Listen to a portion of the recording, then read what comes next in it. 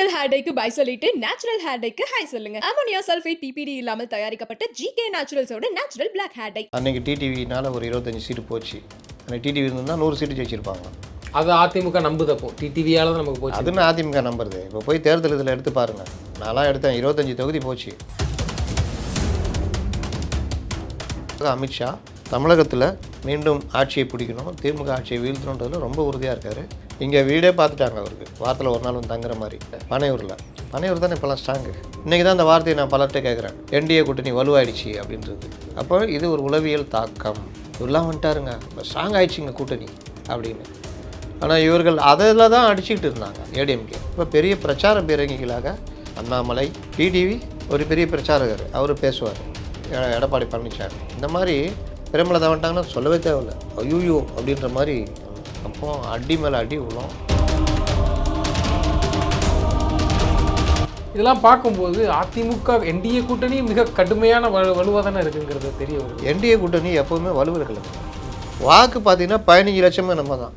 அதுலேயும் இந்த டிடிவியை சேர்த்துருந்தா அது கூட கொஞ்சம் மிச்சமாக இருக்கும். ஒரு 100 சீட்டு வந்திருப்பாங்க. நான் ஒரு கால்குலேஷன் சொல்கிறேன். போன அந்த 2021 எலெக்ஷனில் விஜய் கட்சி ஆரம்பிக்கல.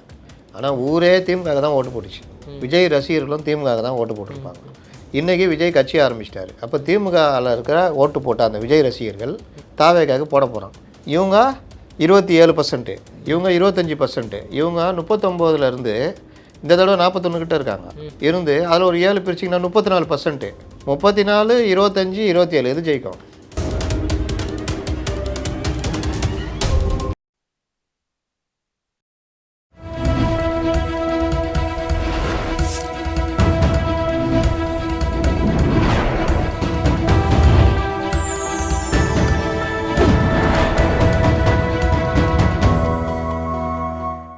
சேனல் 5 தமிழ் நேயர்களுக்கு வணக்கம். இன்றைய நேரலையில் நம்மோடு பேச இருப்பது மூத்த பத்திரிகையாளர் முத்தலிஃப் அவர்கள். சார் வணக்கம். சார் வணக்கம்.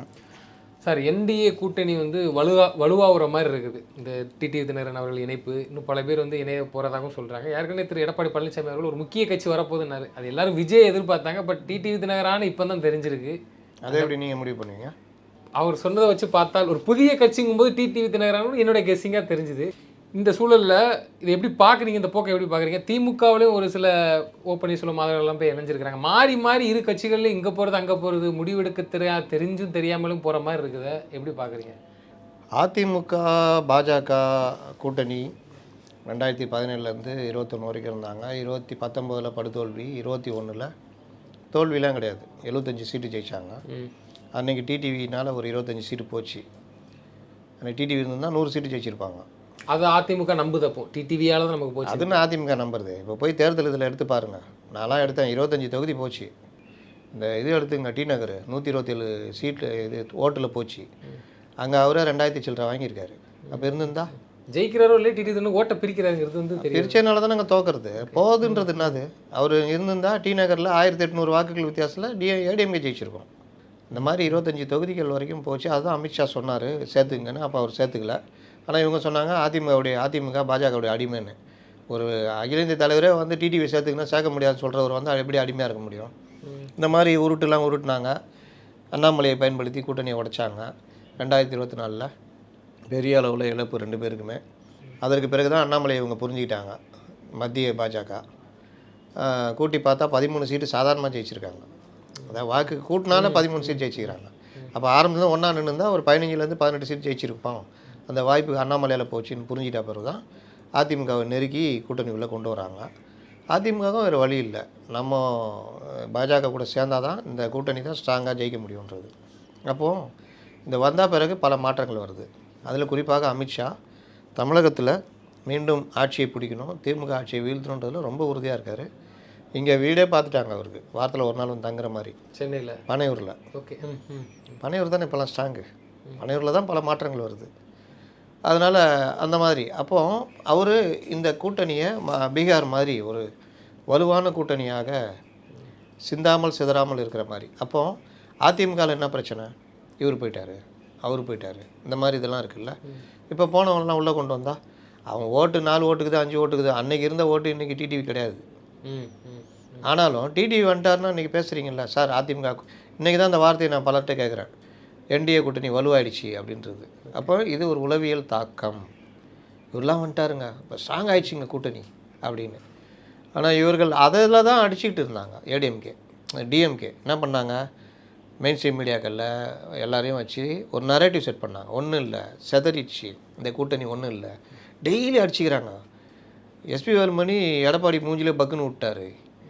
சிவி சண்முகத்துக்கும் திண்டுக்கல் சீனிவாசனுக்கும் அடி கட்டி போகிறண்டாங்க. இப்படிலாம் 40 எம்எல்ஏவுடன் எஸ்பி வேலுமணி வெளியேறுகிறார். அதிமுகவின் ஷிண்டேவா இப்படி ஒருத்தர் பெரிய அரசியல் விமர்சகர்லாம் பேசினார். இப்போ வேகமெல்லாம் பேசினுக்கிறார். இந்த மாதிரி பலரும் பல இது பேசினாங்க. அப்போல்லாம் நம்மளாம் என்ன சொன்னோன்னா, அந்த கட்சியில் பிரச்சனை இருக்குங்க, எல்லா கட்சியில் இருக்கிற மாதிரி அங்கேயும் இருக்குது. ஆனால் 2026 நம்ம தான் ஆட்சி பிடிப்போன்ற ஒற்றை நம்பிக்கை அவங்கள்ட்ட இருக்குது. அதில் தான் ட்ராவல் பண்ணுறாங்க. அதனால் என்ன பிரச்சனை இருந்தாலும் அந்த கட்சி உடையாது, எதுவும் பிரச்சனை ஆகாது. இன்னும் தாவேகாவோட சேர்ந்தாங்கன்னா இன்னும் ஸ்ட்ராங் ஆவாங்க அப்போ சொன்னோம். ஆனால் இவங்க எல்லாம் பால்வாடி கட்சி தானே இது.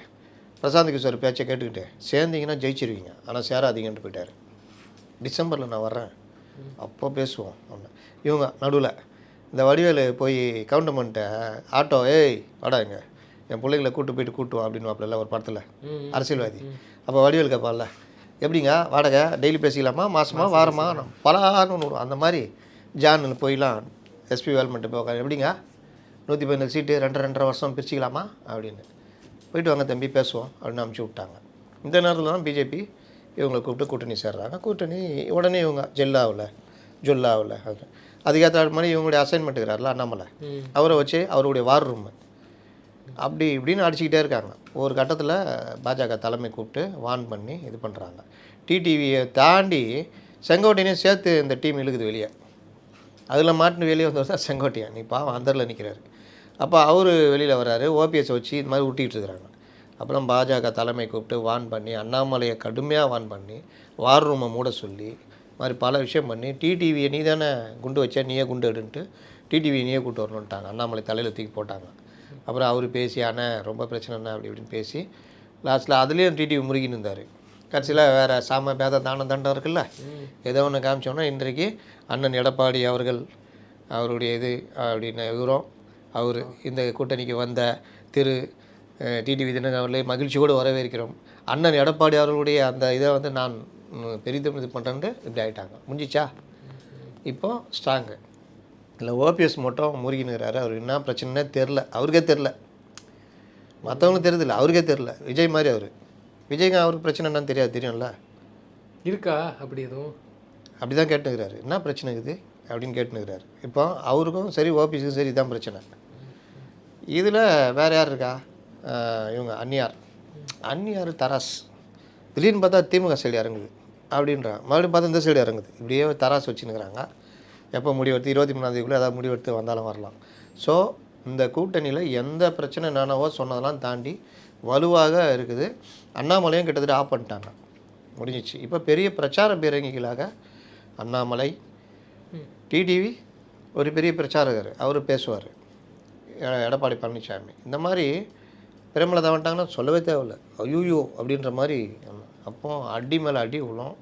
இது இந்த சைடு பார்த்திங்கன்னா நாங்கள் இவங்க 1000 கொள்கை மாறுபாடுகள் இருந்தாலும், கத்தியை வச்சு குத்திட்டு இருந்தாலும், கூட்டணி என்று வரும் பொழுது நாங்கள் அனைவரும் ஒன்றாக இருப்போம் அப்படின்லாம் பேசியிருந்தாங்க. ராசா அவரெல்லாம் ஜாதி தலைவருங்க, அவரை போயிட்டு அப்படின்ட்டாப்ல. யார் ஒரே வார்த்தையில் முடிச்சிட்டாரு. யாரை ஜாதி தலைவருன்ற, நீ பிஜேபி பி டீமியா அப்படின்ட்டாங்க. வழக்கமாக நம்ம எல்லாம் சேர்ந்து மற்றவங்க தானே சொல்லுவாங்க. இந்த தடவை நான் சொல்கிறேன், நீ பிஜேபி பி. அப்படி திமுகவை சேர்ந்த ஆராசாவே சொல்லும்போது அப்போ விசிகா கூட்டணி வேற எதுவும் பிரச்சனை இருக்கா சார் உள்ள, அதுவும் வெளியில் வருங்கிறீங்களா? ஏன்னா இவர்கள் யாரையும் மதிக்கவே மாட்டாங்க. ஆராசா திமுக டிஎன்ஏங்க, யாரையும் இப்போ பராசக்தி படம் பற்றி ஏதோ ஒன்று கேட்குறாங்க. இந்த நம்பால் ஒத்துருக்கிற பிச்சை, நாங்கள் போட்ட பிச்சைன்னு பேசிகிட்டு இருப்பா தெரியுமா, யார்? ஆர்எஸ் பாரதி. அவர் எம்ஜிஆர் 65 இந்திய எதிர்ப்பு போரில் கோவாவில் படப்பிடிப்பில் ஜாலியாக இருந்தார்ன்றார். கொஞ்சமாக நன்றி உணர்ச்சி இருக்கணும்.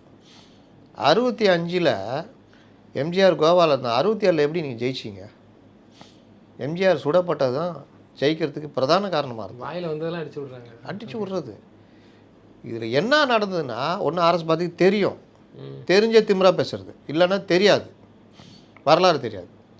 என்னென்னா 60 நேரு இந்த கள்ளக்குடி போராட்டம் இந்திய எழுதுலாம் அழிக்கும் போது நேரு சொல்கிறாரு, என்னையா ஒரு தார் பூசி அழிச்சா ஒரு மொழி அழிஞ்சிருமா, வாட் இஸ் திஸ் நான்சென்ஸ் அப்படின்றாரு.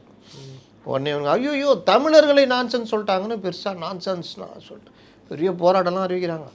நேரு தமிழ்நாட்டுக்கு வராரு, கருப்பு கொடி காட்டுறாங்க. அதுக்கு ப்ரிவெண்ட் அரெஸ்ட் பண்ணுறாங்க. எம்ஜிஆரை, எஸ்எஸ்ஆரை, அண்ணாவை எல்லாரையும் பண்ணுறாங்க. எம்ஜிஆர் 60 எவ்வளோ பெரிய நடிகர், அவருக்கு ஏ கிளாஸ் ஜெயிலு. அவர் இல்லை நான் இவங்களோடய இருக்கிறேன்ட்டு அவங்க கூட இருக்கார். அப்போ சாப்பாட்டில் இதில் வந்து இதை புழு இருக்கிறதா எஸ்எஸ்ஆர் காமிச்சின்னா நான் இது மாதிரி எம்ஜிஆர் அப்போ எனக்கு இது ரொம்ப சாதாரண விஷயம், இந்த மாதிரி நீ ஒரு நாள் சொல்கிற, நான் டெய்லி எங்கள் குடும்பத்தில் சாப்பிட்ருக்கோம் வறுமையில் அப்படின்னு கண்கலங்கினான்னு ஒரு கதை சொல்லுவாங்க. அப்படி இருந்த எம்ஜிஆர் அதற்கு பிறகு ஒரு 10 நாள் ஒரு உச்ச நடிகர் ஜெயிலில் இருந்தான்னா அவன் படப்பிடிப்புலாம். அப்போ அண்ணா ஒரு முடிவு எடுக்கிறாரு, கலைத்துறையில் இருக்கிறவங்களும் மருத்துவர்களும் போராட்டத்தில் கலந்துக்க வேணாம். ஏன்னா மருத்துவர்கள் வந்து காயம்பட்டவங்களுக்கு மற்றவங்களுக்கு சிகிச்சை அளிக்கணும் வந்தது. அப்போ என்ன ஆகுதுன்னா 65 பெரிய அளவில் போராட்டம் வெடிக்கும் பொழுது அண்ணா சொன்ன பிரகாரம் இவர் வாட்டில் இவர் வேலையை பார்க்குறாரு. ஆனால் எம்ஜிஆருடைய பங்களிப்பு திமுக என்ன, எம்ஜிஆர் தான் திரைப்படத்தில் திமுகவை கொண்டு போய் சேர்த்துருக்காரு. கருத்துக்கள் வாயிலாக, பாடல்கள் வாயிலாக. எம்ஜிஆர் பிக்சர்ஸே புருஷமும் ஒரு ஆணும் பெண்ணும் டிஎம்கே கொடி பிடிச்சி நிற்பாங்க. எம்ஜிஆர் பாட்டு பிறந்த இடம் தேடி வளர்ந்துச்சுன்னா அப்படியே கை இது பண்ணி உதயசூரியன் பாருங்க, உதய சூரியன் உன் வரவு உதய சூரியன் சின்னத்தை கொண்டு போய் சேர்த்தாரு. கட்சி நிதி 1 லட்ச ரூபா கொடுக்குறாரு, பல தடவை கொடுக்குறாரு. அதில் ஒரு உதாரணம் சொல்கிறேன். அண்ணா சொல்கிறாரு, தம்பி நீ கொடுக்குற 1 லட்ச ரூபா என் பாக்கெட்டில் இருக்கிற மாதிரி நான் எப்போ வேணாலும் பயன்படுத்திக்குவேன், உன் முகத்தை காட்டு, ஒரு தொகுதியில் 30,000 வாக்குகள் விழும். அது உண்மை. 62 திமுக 2வது தடவை தேர்தலில் நிற்கிது. அப்போ தான் உதயசூரியன் சின்னமே கிடைக்குது இவங்களுக்கு, பொது சின்னம். கருணாநிதி இதில் நிற்கிறாரு தஞ்சாவூரில். அவர் ஏற்று நிற்கிறவர் பரிசுத்த நாடார்னு பெரிய சினிமா கம்பெனி, இது தியேட்டருக்கிட்டலாம் வச்சுருக்கு ஊரில் பெரிய மனுஷன். ஜனங்க வந்து எம்ஜிஆர் வந்து பிரச்சாரம் பண்ணோன்னா நினச்சிக்குது இவர் தான் சினிமா தியேட்டர் ஓனர் எல்லாம் ஏதாச்சா, அவர் கூட்டு வந்துக்கிறார் போல் எம்ஜிஆர் நினச்சிக்குது. இவர் மாங்குன்னு பேசுகிறார். போகும்போது வயல்வெளியில் நிற்கிறவங்களாம் ஓடியாராங்க. என்னம்மா ஓட்டு போட்டுருவீங்களா கரெக்டாக? ஐயா ஐயாக்கே போடுவோம் யா நீங்கள் சொன்ன மாதிரி. ஐயாக்கா யாருக்குமா? ஐயா நம்ம பரிசுத்த நாடார் ஐயா காங்கிரஸ் அவங்களுக்கு தானே கேட்குறீங்கன்னு. அட மண்ணா போச்சு அப்படின்னு நினச்சிக்கின்னு. ஏம்மா கருணாநிதினு திமுகவில் நிற்கிறாரு. எப்படி கருணாநிதினு திமுகவில் நிற்கிறாரு, உதயசூரியன் சின்னம், அதுக்கு தான் நான் ஓட்டு கேட்டு வந்திருக்கேன், அதுக்கு போடுங்க. எதுக்கு போடுவீங்க? ஐயா நீங்கள் சொன்ன மாதிரி உதயசூரியனுக்கு போடுறோம். மறுபடியும் ஒரு வாரம் தங்கி பிரச்சாரம் பண்ணுறாரு. இதில் பிரச்சாரம் பண்ணிக்கிட்டு இருக்கும்போது எம்ஜிஆருடைய மனைவி இறந்து போயிடுறாங்க, சதானந்தவதி. எம்ஜிஆருக்கு தகவல் கிடைக்குது, ஈவினிங் ஒரு 6 மணிக்கு கிடைக்குது. பொண்டாட்டி செத்து போயிட்டு அவங்க இப்போ தேர்தலாவது பிரச்சாரம் கிளம்பி போயிடுவாங்க. இவர் இல்லை ஈவினிங் கூட்டம் ஒன்று இருக்குது, அதை முடிச்சுட்டு போயிடலாம், இல்லாட்டி அது அவருக்கு இதாகும் அப்படின்ட்டு யாருக்கிட்டையும் சொல்லாதீங்கன்ட்டு அந்த கூட்டத்தில் பேசி முடிச்சுட்டு ஊருக்கு கிளம்பி போகிறாரு. அப்படிப்பட்ட எம்ஜிஆர் 67 அண்ணாவே இதில் போய் நிற்கிறாரு, பொது தேர்தலில் போய் நிற்கிறாரு, எம்பி சீட்டு நிற்கிறார் தென் சென்னைக்கு. ஏன்னா திமுக ஜெயிக்காதுன்னு நினச்சிட்டு இருக்காரு. ஏதோ ஒரு வாரம் ஒரு 50 சீட்டு. இவர் எம்ஆர் ராதா சுட்ட உடனே தலைகீழாகி அந்த போஸ்டர்லாம் ஒட்டி அடிச்சு தூக்கிட்டாங்க. அப்புறம் அண்ணா ராஜினாமா பண்ணிட்டு இது எம்எல்சி ஆகி முதல்வர் ஆகிறார். அண்ணா இறந்த பிறகு 69 நெடுஞ்செழியன் தான் முதல்வர் ஆகணும். அவர் தான் பொதுச் செயலாளர், கட்சியோட பொதுச் செயலாளர். ஆனால் எம்ஜிஆர் கருணாநிதி எம்ஜிஆருடைய நண்பர்னால எம்ஜிஆர் வந்து முழுசும் இறங்கி ஹெல்ப் பண்ணுறாரு. கூவத்தூர் அன்றைக்கே வந்துடுச்சு, எல்லா ஹெல்ப்பும் பண்ணி கருணாநிதியை முதலமைச்சராக்குறாரு. 71 எம்ஜிஆர் பெரிய அளவு பிரச்சாரம், நாங்கள் புதுசாக கட்டிக்கிட்ட ஜோடி தானங்கன்னு பல பாட்டு வரும் பாருங்கள் சினிமாவில். திமுக வரலாற்றிலேயே 184 சீட்டு ஜெயிச்சது அப்போ தான். இப்படிப்பட்ட எம்ஜிஆர் வெளியே தோற்றுறீங்க. எவ்வளோ ஹெல்ப் பண்ணியிருக்காரு எம்ஜிஆர், நன்றியே இல்லாமல் அவர் 65 கலந்து. இதுதான் இவர்களுடைய இந்த தெனாவட்டு இருக்குல்ல, எம்ஜிஆர் கெஞ்சினார், இவர் அப்படி அவர் அப்படி. அப்போ அவங்களுக்கு அப்படின்னா திருமாவளவன் ஒரு அப்புறாணி, பொறுமையான தலைவர், பாவப்பட்டவர். அவரை போயிட்டு அவர் ஜாதி சங்க தலைவராக, அவர் ஜாதி தலைவர். ஏண்டா ஒரு ஒடுக்கப்பட்ட இனம் அவருடைய உரிமைக்காக குரல் கொடுத்து கேட்கறது ஜாதி இதுவா? ஜாதிய ஒடுக்குமுறையினால் பாதிக்கப்பட்ட ஒடுக்கப்பட்ட மக்கள் சார்பாக ஒருத்தன் நின்று கேட்குறான்னா அவன் ஜாதி தலைவரா? எப்படி என்ன பார்வை? திமுகவுலே பல லெட்டர் பேட் கட்சி ஜாதி தலைவர்லாம் இருக்கிறாங்க. போய் ஈஸ்வரனை சொல்லு, கொங்கு ஈஸ்வரனை சொல்லு, தைரியம் தான் சொல்லணும்ல. நீங்கள் யாருங்க? நீங்களும் ஒடுக்கப்பட்ட சமூகத்தை சேர்ந்தவர் தானேங்க. உங்களுக்கு அந்த என்ன பார்வை இருக்கணும்? ஒடுக்கப்பட்ட மக்களுக்காக போராடுற ஒரு தலைவர்ப்பா. அந்த பார்வை இருக்கணுமா? அவன் நமக்காக நிற்கிறான், நம்ம சகோதரன்டா, அந்த பார்வை தானே இருக்கணும். ரெண்டாவது அதில் இன்னொரு கேள்வி ஆராசா கேட்டாங்க, நீங்கள் ஏங்க நீலகிரி போய் நின்னீங்க? இல்லை அது வந்து நான் இங்கே இருந்தேன், அப்புறம் நாங்கள் வந்து ஒடுக்கப்பட்ட மக்களாக இருக்காங்க, கூரக்குடி மக்களுக்காக உண்மையான இது அப்படின்ட்டாங்க அந்த அம்மா. ஏன்னா பெரம்பலூர் தனி தொகுதியாக இருக்கிற வரைக்கும் நின்றுந்தார். அது பொது தொகுதியாக மாற்றினோன்னா நீலகிரி தனி தொகுதி, அங்கே போய் நிற்க வைக்கிறாங்க. இதுதான் இவங்க சமூக நீதி. அப்போ இவர்கள் கட்சிக்குள்ளேயும் இந்த மாதிரி பண்ணுவாங்க, வெளியவும் மற்றவர்கள் அப்படி நடத்துறது. கூட்டணி கட்சிகளை இவங்க சொல்கிறாங்க பிஜேபி அதிமுகவை அடிமைப்படுத்துகிறது. ஆனால் அதிமுக தான் பிஜேபிக்கு டிக்கெட் கொடுக்குது. 90 சீட்டு கேட்டாங்க 21ல் 20 சீட்டு கொடுத்தாரு. இங்கே நாங்கள் எல்லோரும் இப்படி அண்ணன் தம்பி அப்படின்னு எவ்வளோங்க திருமாவளவன் சொன்னதான் நான் சொல்கிறேன், நான் சொல்ல தனியாக போனோம், எல்லாம் உட்காந்தாங்க. யார் இந்த சீட்டு இது பண்ண யார் டிஆர் பாலு, துரைமுருகன், ஆராசா, கனிமொழி, இது டிக்கெட்டு அந்த அவங்களாம் பேசுகிறவங்க, பேச்சுவார்த்தை குழு தலைவர்கள். திருமாவளவன் போகிறாரு. அப்புறம் நான் போன தலைவருக்கு முதல் நான் வந்து 10 சீட்டுக்கு மேலே வாங்கியிருக்கேன். இந்த தடவை 2 எம்பி நான் கணக்கு போட்டால் 6-6ன்னு போட்டால் கூட 12 சீட்டு, ஒரு 15 போட்டு கொடுங்க தம்பி. நான் கேட்குறேன், நாங்கள் சும்மா டம்மி, கதவை திறந்து சைடில் உள்ளே போ, உள்ளே 2 பேர் உக்காந்துக்கிறாங்க, அங்கே போய் போ. என்னண்ணா நீங்கள் தானே பேச்சு அது அதெல்லாம் கையெழுத்து போகிறதுக்கு பத்திரிக்கை முன்னாடி நிற்கிறதுக்கு, உண்மையாக பேசுகிறவங்க உள்ளே இருக்கிறாங்க போ அப்படின்னு அவரே தாங்க சொன்னார். திருமாவளவன் வாயால் சொன்னது. கதவை திறந்துட்டு உள்ளே போனால் மருமகன் சபரீசனும் ஆதவ அர்ஜுனாவும் உக்காந்துருக்காங்க. அண்ணா உங்களுக்கு வந்து 6 சீட்டுண்ணே. அண்ணா 6 சீட்டா? நான் யார் தெரியுமா? தலைவர்கிட்டயே இருந்தேன், ஜெயலலிதா. அண்ணா எல்லாம் ஒன்றா 4 சீட்டு தான் கொடுக்க சொல்லிக்கிறாரு. யார் தலைவராக சொன்னார்? தலைவராக சொல்லுவார், பிரசாந்த் கிஷோர் சொன்னார் 4 சீட்டு தான் கொடுக்க சொன்னார். நாங்கள் தான் போனால் போதுன்னு இறக்கப்பட்டு 2 சீட்டு எக்ஸ்ட்ரா போட்டு 6 சீட்டாக கொடுக்குறோம். ஏன்னா நாங்கள் இந்த தடவை ஜெயிக்கணும், 10 வருஷமாக அப்படிக்கிறோம், அதனால் 6 சீட்டு தான். ஆனால் அப்படி பண்ணுறீங்க, அப்படி தான். அப்போ அவருக்கும் 6 தான், அவருக்கும் 6 தான், எல்லாருக்கும் 6ஆ? சரி ரைட்டு விடுங்க பார்ப்போம். எல்லாருக்கும் இதுதான் அனுபவம். திருமாவளவன் வெளியே சொல்லிட்டார். அப்போ இந்த முறை அதுக்கான வாய்ப்பு இருக்கிறது கம்மி தானே? கிடையாது இந்த தடவை. அப்போ உங்களுக்கு நான் அப்படி சொல்கிறேன், நான் போகிறேன்னா போ, மக்கள் நல்ல கூட்டணி ஆப்போசிட்டில் வலுவா இல்லை அம்மையா இருக்குது. அப்புறம் ஓகே ஆப்போசிட் வருவா, உங்களுக்கு கூட்டு சேர்த்து யாருமே இல்லையாங்க. அந்த சைடு என்டிஏ பிஜேபி, இது இங்கே டிஎம்கே. வெளியில் போனால் பள்ளத்தில் தான் விழணும். மக்கள் நல கூட்டணின்னு ஒரு பெரிய பள்ளங்குது, அதில் தான் விழணும். காங்கிரஸுக்காக தான் கத்தி என்னங்க 63க்காக சண்டை போட்டோம். அதெல்லாம் முடியாது, 25 தான். நீ 60 வாங்கினாலும் 5 தான் ஜெயிப்பேன். 25 கொடுக்குறோம், நாங்களே எல்லாத்தையும் பார்த்துக்குறோம், உன்னை ஜெயிக்க வைக்கிறோம், போதுமா? சரி பார்த்துலாம் இல்லை, இவ்வளோதான். என்ன பண்ணுறது, வெளியே போகலான்னா ஒன்றும் இல்லை, பெரிய பள்ளமாகுது. சரி ரைட் கொடுங்க, வேறு ஒரு 5 கூட்டி இதுவே ஜாஸ்தி. சரி ரைட்டுங்க கொடுங்க. 25 நின்னாங்க, 18 ஜெயிச்சாங்க. இதான் நடந்தது. இந்த தடவை பேட்டா இதான் பண்ணுற. மாணிக் தாகூர் கேள்வியா? ஆட்சியில் பங்கு அதிகார பகிர்வு. பிரவீனே ராகுலே சொல்லிட்டார், ஆட்சியில் பங்கு அதிகார பகிர்வு. நான் விஜய் இப்போ தான் பார்த்துட்டு வந்தேன். அதுன்னு என்னங்க சொல்கிறீங்க? சொல்லுங்கள், எல்லாம் போகிறோம். எப்பா போயிட போகிறேன். திமுக இனிமே இந்த நிலைப்பாடு எடுக்குமா? வேணும்னா வாங்கிக்க. அது எப்படி எடுக்க முடியும்? போகிறான்னு போயிட்டாங்கன்னா என்ன பண்ணுவீங்க? போயா, எனக்கு ஒரு கண்ணு போகுது, உனக்கு 2 கண்ணு போகுது, போ. ஒரு கண்ணு போகிறத பற்றி நான் கவலைப்படலன்னா போக மாட்டாங்கன்னு வச்சுக்கோங்க. அங்கே என்ன ஆகுது? அதுவே ஓட்ட வண்டி, அதில் போய் ஏறி என்ன பண்ண போகிறாங்க? அதனால் அப்படி மிரட்டுறது. சார் மோசமானவன் சார் அந்த ஆள் மாணிக் தாகூர். ஜோதிமணிக்கு தான் நன்றி, இதான் எவ்வளோ ஹெல்ப் பண்ணீங்க. ஜெயிலேருந்து அவர் செந்தில் பாலாஜி அவ்வளோ ஒர்க் பண்ணார். ஜெயிச்சுட்டு நீங்கள் என்ன பேச்சு பேச பாருங்கள், ஆட்சியில் பங்குன்னு கேட்குது. அந்த ஆள் பாருங்கள் பிரவீன் சக்கரவர்த்தி. ராகுல் சொல்கிறாருன்னு விஜய் போய் பார்க்குறாரு. எல்லாம் தப்புங்க. நீங்கள் நாங்கள் கேட்ட 40 சீட்டை மறந்துட போகிறீங்க. ஏங்க எப்போங்க 40 சீட்டு கேட்டீங்க? 25 தான்.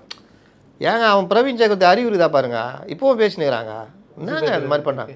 40 சீட்டை மறந்துடாதீங்க. இந்த டிமாண்டு இவங்க மாநாட்டிலேயே பாலகிருஷ்ணன் ஆட்சி தோற்றிட்டு என்னை போட்டதுக்கு காரணமே டபுள் டிஜிட்டில் சீட்டு வாங்கணுன்னு. 6 சீட்னா வெளியே வந்துடு, நம்ம தனியானாலும் பரவாயில்ல, என்ன ஆனாலும் பரவாயில்ல, தேவையில்லை அப்படின்னு சொல்லி அனுப்பிச்சிக்கிறாங்க. அப்படின்னு திரும்ப பார்த்து கொடுங்கண்ணா, எல்லாம் உங்களுக்கு தான். எனக்கா ஆளு நவசன ஏட்டி ஆகிறாரு, உங்கள்கிட்ட தானே இருக்கிறாரு. திமுககாரன்னு வைக்கப்படுற அளவுக்கு பேசுகிறாப்புல, நம்மளே பேசுகிறார், இவர் அவ்வளோ பேசுகிறாருப்பா நமக்காக அப்படின்னு. அதனால் நீங்கள் 10 கொடுத்தாலும் உங்களுக்கு தான். அதனால் பார்த்து கொடுங்க, வெளியில் கௌரவமாக நான் வளர்த்தணும் அப்படின்னு. இதுதான் நிலமை. அப்போ விசிக்காக டபுள் டிஜிட் தான் இந்த ரவுண்டு. எல்லோரும் டபுள் டிஜிட் கேட்பாங்க, ஆல் டபுள் டிஜிட். கொடுக்குற இடத்த திமுக வந்துட்டு தள்ளப்பட்டுன்னு சொல்லலாமா? தள்ளப்பட்டு தான், வேற என்ன விட்டா போயிட்டாங்கன்னா என்ன பண்ணுவீங்க? போனா சும்மா போவாங்க, தம்பி அப்புறம் பங்கு வா போகலாம். ராஜ்நாத் சிங்கை கூப்பிட்டு நானே வெளி விட்றாங்கப்பா, என்ன நியாயம்? பாஜக பாதையில் செல்கிறார்கள். இப்போ தான் தெரிஞ்சுது விஜய் தம்பி நல்லா பண்ணுதுன்னு அப்படின்ட்டா என்ன பண்ணுவீங்க? அதெல்லாம் போக மாட்டாங்கன்னு வச்சுக்கோங்க. போயிட்டா அது ஒன்று இருக்குல்ல, அதனால் அந்த பயத்தோடையே தான் அணுகுவாங்க. டபுள் டிஜிட் பார்த்து பண்ணிக்கலாம். இது உதயசூரியன் நிற்கிறீங்களா? என்னது கதிர் அறிவால் சின்ன வச்சுன்னுக்குறோம். யோ தேசிய கட்சியாக நாங்கள் 1920 எங்களை போய் உதயசூரியன் நிற்க சொல்கிறேன். இல்லைங்க 10 சீட்டுக்கு எதுக்கலாம் அதான் கேட்டேன். அது வைகோட்டை போய் கேளு, அவர் வேணால் நிற்பார், நாங்கள் நிற்க மாட்டோம்.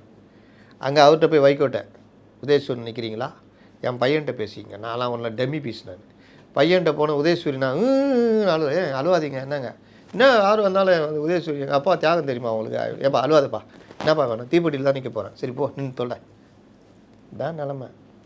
அதனால் அவங்களுக்குள்ள பிரச்சனை ஓடிக்கிட்டு இருக்குது. இல்லை திமுக பக்கம் ஒரு பக்கம் இந்த மாதிரி பிரச்சனை ஓடிட்டு இருக்குன்னு சொல்கிறீங்க. சைலண்ட்டாக அதிமுக அதோடைய வேலையை கிளியராக பண்ணுதுங்கிறது ஒரு பார்வையில் அவ்வப்போது. இப்போ இந்த டிடி தினகரன் அவர்கள் இணைப்பு, திரு அமித்ஷா அவர்கள் ஒரு பக்கம் டெல்லியிலேருந்து ஒரு வியூகம் வகுத்து கொடுக்குறாரு. இதெல்லாம் பார்க்கும்போது அதிமுக என்டிஏ கூட்டணி மிக கடுமையான வலுவாக தானே இருக்குங்கிறது தெரிய வருது. என்டிஏ கூட்டணி எப்போவுமே வலுவில்லைங்க. நீங்கள் 2019 ராகுல் காந்தி தான் பிரதமர்னு ஒரே ஒரு அறிவிப்பு இவர் அறிவித்தார், ஸ்டாலின். ரெண்டாவது கலைஞர் மறைவு. இவங்கள கடுமையாக நீட்டு அது இதுன்னு கொண்டு போய் நிறுத்திட்டாங்க. அப்போ 2019 பெரிய எதிர்ப்பு அலை இவங்க மேலே இருந்தது. ஜெயலலிதா மறைஞ்ச அப்புறம் ஒரு கரிஸ்மா லீடர் இல்லை அப்படின்ற மாதிரிலாம். இங்கே ஸ்டாலின் தான் வராரு, அது பண்ணாங்க. இன்னொன்று இவங்க எல்லாம் சேர்ந்து இப்போ ஒன்றா நின்னாங்க. அப்போ பிரிஞ்சவங்களாம் ஒன்று சேர்ந்துனாங்க. இது எல்லாம் வரும்போது பார்லிமெண்ட் எலெக்ஷன்றப்போ இங்கே மோடி எதிர்ப்பாலே ஆட்டோமேட்டிக்காகவே இங்கே இருந்தது பெருசாக. அப்போ ராகுல் தான் பிரதமர்னா அப்போ ஊரே நம்பிச்சு ஒரு கட்சி 5 வருஷம் தான் வரும், அடுத்த 5 வருஷம் காங்கிரஸ் வந்துடும்னு நினச்சாங்க. காங்கிரஸ் இந்த கதியில் இருக்குன்னு யாருக்கும் தெரியாது. ராகுல் தான் குத்துன்னு இங்கேயும் கேரளாலையும் குத்திட்டாங்க. அதனால் அந்த குத்து தான் பெரிய குத்து, 50%க்கு மேலே. இவங்க 20%க்கு தான் வந்தாங்க. அதே தெம்போட இவங்க இது சட்டமன்ற தேர்தல் அணுகுனாங்க. ஆனால் என்ன நடந்துச்சு? 39% ஏடிஎம்கே கூட்டணி என்டிஏ, இவர்கள் 45%. ஒரு 5.5% தான் வித்தியாசம். வாக்கு பார்த்தீங்கன்னா 15 லட்சமே நம்ம தான். அதுலேயும் இந்த டிடிவியை சேர்த்துருந்தா அது கூட கொஞ்சம் மிச்சமாக இருக்கும், ஒரு 100 சீட்டு வந்திருப்பாங்க. அப்போ இந்த மாதிரி சின்ன சின்ன தப்பு கமல்ஹாசன் கட்சி இது பண்ணது, கமல்ஹாசன் பிரித்த வாக்குகள் இவங்களை அடி யாருக்கு? ஏடிஎம்கே கூட்டணி. கவர்மெண்ட்டுக்கு எதிரான ஓட்டு தானே உள்ளோம், அதை கமல்ஹாசன் தான் பிரித்தார். அது ஒரு அடி இவங்களுக்கும் விழுந்துச்சு, சீமானுக்கும் விழுந்துச்சு அந்த அடி. அதே அடி இந்த தேர்தலில் இருக்காது நம்ம எதாச்சும் சொல்லலாம். ஒரு பக்கம் விஜய் இருக்கிறாருல்ல, இன்னும் அதே தான் ஆளுங்கட்சிக்கு எதிரான வாக்குகள் விஜய் பிரிக்க போகிறாரு. அது இங்கேருந்து எந்த பாதிப்பும் ஏற்படுத்தாது. திமுகலேருந்து தான். இப்போ நான் ஒரு கால்குலேஷன் சொல்கிறேன். போன அந்த 2021 எலெக்ஷனில் விஜய் கட்சி ஆரம்பிக்கல, ஆனால் ஊரே திமுக தான் ஓட்டு போட்டுச்சு. விஜயும் கருப்பு சிவப்பு சைக்கிளில் போய் திமுக தான் ஓட்டு போட்டார். விஜய் ரசிகர்களும் திமுக தான் ஓட்டு போட்டிருப்பாங்க. இன்றைக்கி விஜய் கட்சி ஆரம்பிச்சிட்டாரு. அப்போ திமுகவில் இருக்கிற ஓட்டு போட்ட அந்த விஜய் ரசிகர்கள் தாவேக்காக போட போகிறான். ஒரு 6% வச்சுக்கலாமா? ஓ லாஜிக் இதுதான். அதான் கேட்குறேன், எவ்வளோ வச்சுக்கலாம்? 6% தான் இருக்கும். ரைட்டு. சிறுபான்மை மக்கள் என்ன ஆனாலும் வேறு வழியே இல்லாமல் இவங்க தான் போட்டுனுக்குறாங்க. 6 + 7 13% இருக்காங்க. 6% முஸ்லீம், 7% கிறிஸ்டியன். இதில் ஒரு பாதி எடுத்துக்கலாமா விஜய்க்கு? 6%. அப்போ இந்த 6 சேர்த்தா 12%. பட்டியலின இளைஞர்கள் 17% பட்டியலின மக்கள் இருக்காங்க. அதில் ஒரு 6% எடுத்துக்கலாமா? 18% பிரிக்கிறாரா? 45ல் 18 பிரிங்க, 27 வந்துடுதா? இங்கே இது ஏற்கனவே தோற்று போனது, இங்கே பெருசாக பிரிக்கிறதுக்கு ஒன்றும் கிடையாது. சரி ஒரு 7% எடுத்துக்கங்க. 18 7 25% விஜய்க்கு கொடுத்துருங்க. இவங்க 27%, இவங்க 25%, இவங்க 39 இந்த தடவை 41 கிட்ட இருக்காங்க இருந்து அதில் ஒரு 7 பிரிச்சிங்கன்னா 34%. 34 25 27 எது ஜெயிக்கும்? ரெண்டாவது இவர் பிரிக்கிற வாக்குகள் இவர் வேட்பாளராக போட்டு ஜெயிக்க முடியாது விஜயால். 3வது இடம் 2வது இடம் வரலாம், காலவாரி விடலாம். அந்த காலவாரி தான் திமுக தான் நடக்கும். பாதிப்பு இங்கே வராது, இங்கே பெரும்பாலும் வராது. அந்த பர்சன்டேஜ் நீங்கள் 2016 மாதிரி ஆகும். 2016 மக்கள் நல கூட்டணி பண்ணாங்களா, சேம் அதே நடக்கும். அன்னைக்கு எதிர்கட்சிக்கே நடந்தது, இன்றைக்கி ஆளுங்கட்சிக்கு நடக்கும். ஏன்னா அந்த அளவுக்கு உரண்டை இழுத்து வச்சுக்கிறீங்க. யாராவது கொஞ்சம் ஸ்டாலின் போய் ஒரு நல்ல பேர் வாங்கலாம்னு நினச்சாருன்னா அந்த இடத்துல போய் ஆசை ஏதாவது பேசி கெடுத்து விட்ருவாப்புல, இல்லாட்டி பொன்முடி பார்த்துக்குவாப்புல, இல்லாட்டி ராஜகண்ணப்பன் பார்த்து யாராவது ஒருத்தர் பார்த்துக்குவாங்க. கொஞ்ச நாளாக துரைமுருகன் வாய் மூணுக்கிறாரு, தேர்தல் நெருக்கத்தில் ஏதாவது வாய் திறப்பாருன்னு நினைக்கிறேன். இந்த மாதிரி ஏதாவது போட்டு பேரை கெடுத்துக்கிறது, இல்லையா கீழே இருக்கிறவன் அடிக்கிறது குத்துறது, இல்லாட்டி போலீஸ் இது எல்லாத்தையும் தாண்டி கஞ்சா பார்ட்டிங்க பார்த்துக்குதுங்க, சட்ட ஒழுங்கே காட்டி கொடுத்துருக்கு. அதனால் ஜனங்களுக்கு அவ்வளோ கோபம் இருக்குது. இதுதான் பிரச்சனை. நிச்சயமா சார். தொடர்ந்து தங்களது கருத்துக்களை பயன்படுத்த நன்றி. நன்றி.